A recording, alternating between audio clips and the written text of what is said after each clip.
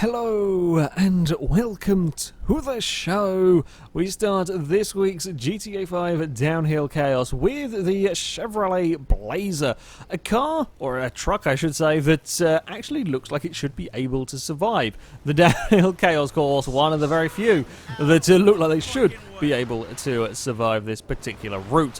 I just about managed to avoid the hikers. I think one of them tripped over out of fear of being run over by the Chevy, but I did manage to just about get away without running them over on this opening attempt.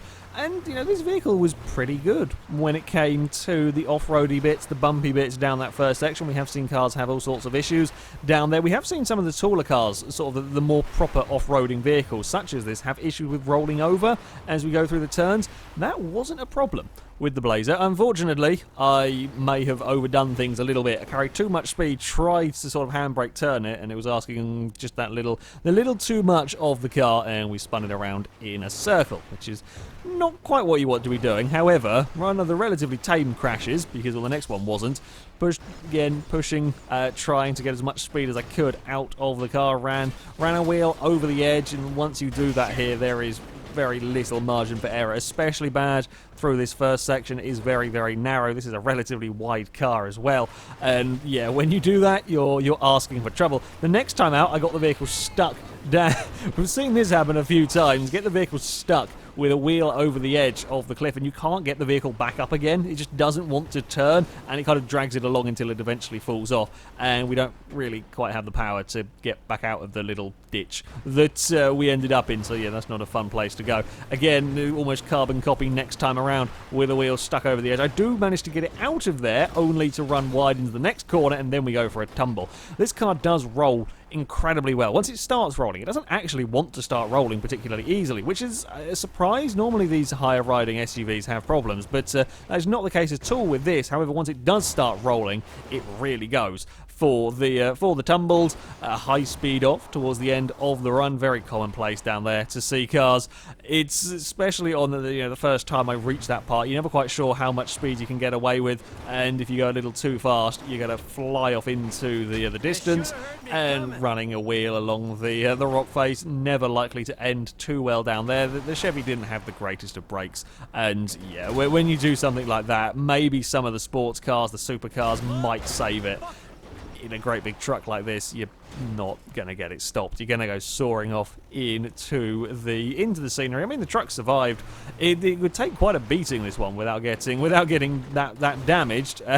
Next attempt, much more spectacular crash at that part of the course. This time it was running a little wide on the way into the corner that put the wheels up the cliffside, and that meant that as we came around the next corner, we were wide, got launched off the rock face. That was a big tumble.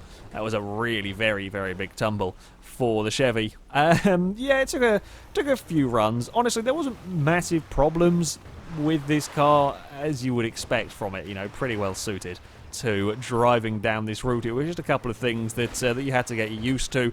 The brakes being one of them. Yeah, it didn't get stopped the quickest of the cars, even though it wasn't that fast accelerating either. The downsides of the vehicle are, yeah, you know, straight line speed acceleration is never going to be up there competing with the supercars, with the sports cars, and so on that go down here. And yeah, it actually deals with the bumps very, very well. It's still quite a slow vehicle. Not a bad one to drive, certainly. You know, it's not got huge amounts of understeer. You could chuck it around these corners, provided you didn't chuck it around a little bit too much and overcook it. Yeah, on the most part, you could throw it around the turns, and it would be all right. It was sort of this area here where you had to really slow it down to make sure you could get it stopped before the corner. Now, there is a nasty bump through that turn that catches a few vehicles out. It catches the Chevy out slightly.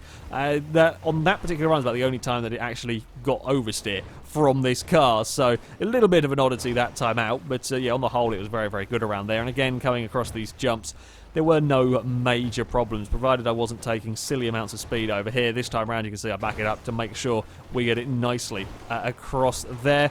As we fire it down the little side road, the bushes didn't really hold too much of a problem either for this car. You could drive through them and they wouldn't throw it off course.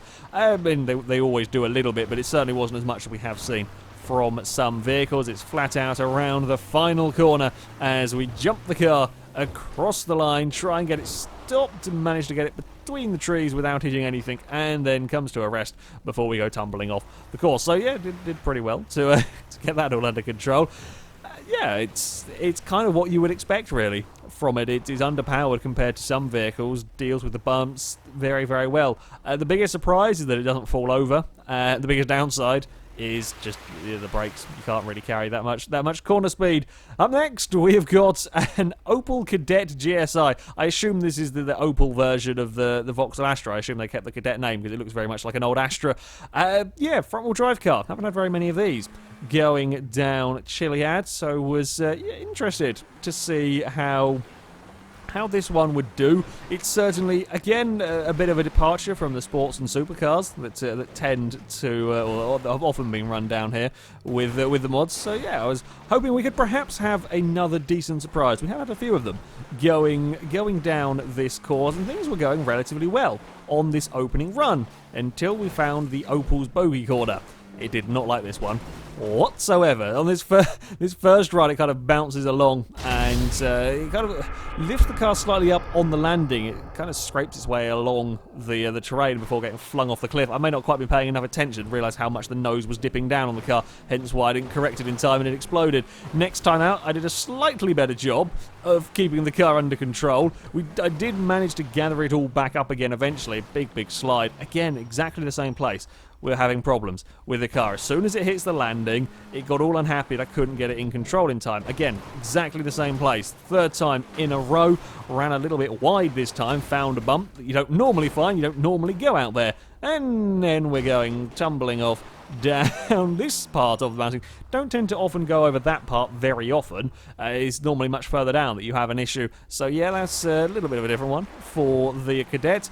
It was a real pain in the ass. That corner could have issues elsewhere. I got off the front stuck in a bush and then ended up taking a slightly wonky line coming down there. Braked a little too late and, well, we're off again.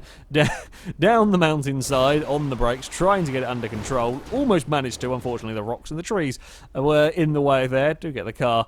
The car comes to a rest down there. Again, another car that survived pretty well. It was a fairly sturdy vehicle, this one. At the corner, we'd seen the Chevy have a few issues. I have a few problems with the Opel. Got a little bit of understeer, actually. I was trying to carry a lot of speed through there. I was sort of just booting it and just kind of understeered wider and wider. And then just at the second I realised we were in trouble, I tried to get on the brakes and it was a millisecond too late as the front of the car kind of just tipped over the edge and I couldn't stop it quite.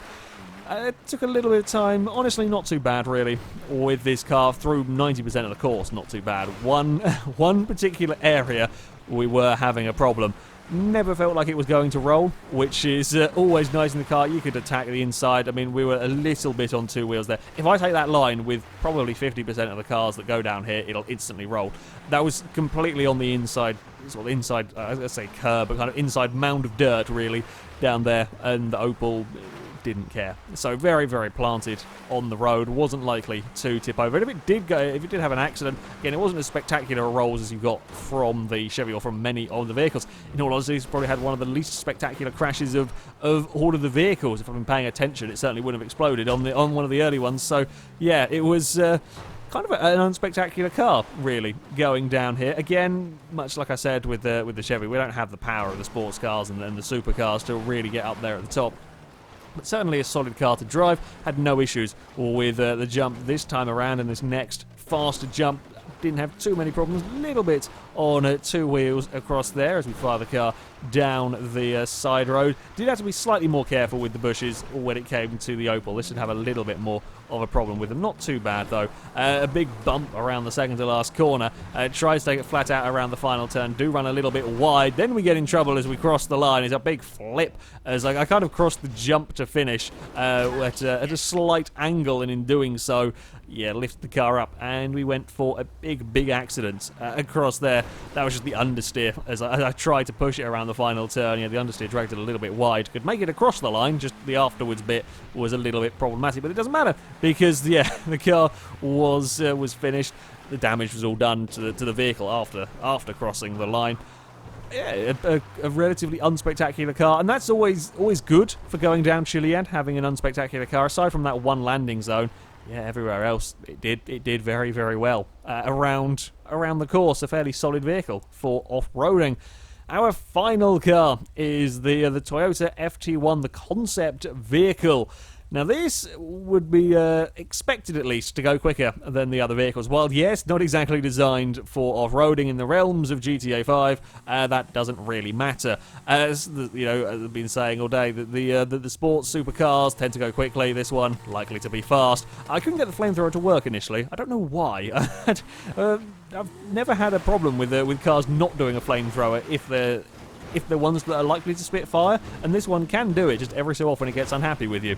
No idea why that is. Toyota's got the movable spoiler at the back there. Plenty of acceleration in this car as we get up to 70 miles an hour before jumping on the brakes. And again, a relatively smooth opening run, although we got a little bit of a jump at an inopportune moment, is frantically trying to stop the car. I did manage to, with, a couple of millimeters to spare before the front of the car went off the cliff, but there we go. Now, we saw the Opel have problems with one specific corner, or one specific jump, essentially. The Toyota would have a very similar story at the jump a little bit further down.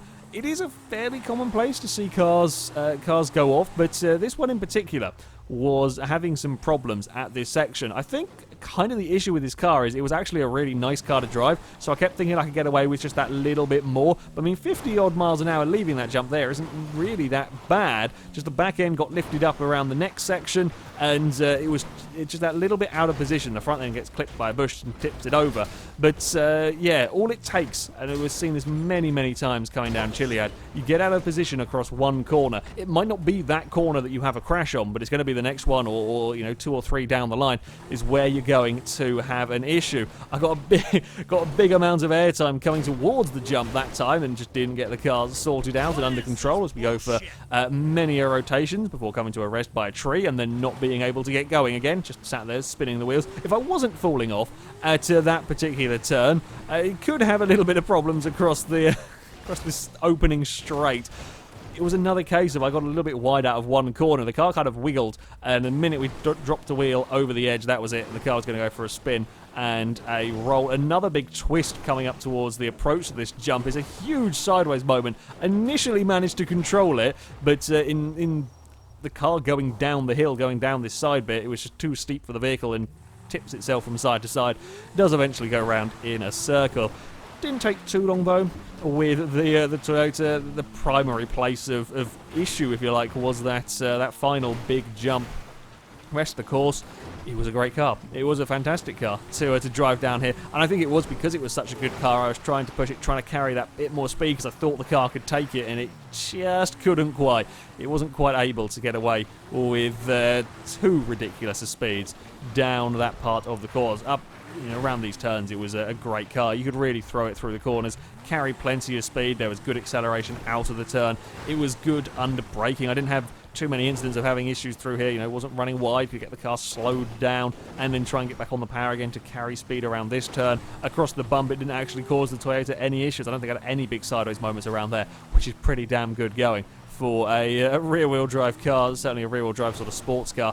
Again, the landing of that first jump that caused the Opel so many issues never caused this car problems. Even on this run, it was twisting a little bit in the air, got it slowed down a bit more. Even then, we're on 2 wheels yet again to fire it down the side, where I did have to be mindful of the bushes. Again, could potentially cause issues. None of the cars, though, had massive problems with them that have gone down here today. Little bit of a bump around the second to last corner, getting thrown out a bit wide. Try to get on the power, a big slide coming around the final turn, but it does make it. We managed to avoid the trees. Unfortunately, we kind of throw it off the road in the process of avoiding the trees, but yeah, this was a good fun car to drive. I like this one. It was, very nice car to be driving down Chiliad. Survived the bumps very well, even if my driving failed when we got to the to the bottom there with a little bit of extra exploring.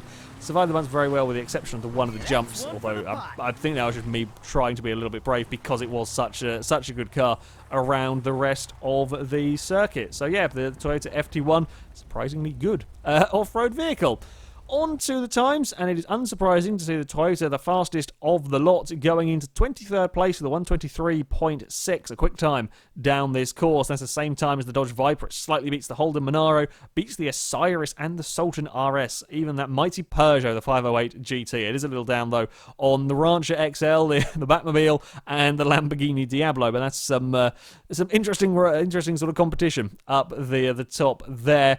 We have to go a fair way down to find the Opel Kadett. It goes into 78th place, a 1:31.4. It's kind of in the very road car-y section there. It's the same time as a Land Rover Defender, which, let's face it, going down Mount Chiliad, that's not bad for the front-wheel drive Opel. A little bit, or a tenth of a second down on the Dacia Duster, a little bit down on that Moonbeam. That Moonbeam lowrider was seriously impressive going down here. And it is even further that we find the Chevrolet Blazer K5, a 1:35.7, tenth of a second down on the Hummer H1. It does beat the Daewoo and the Supercars.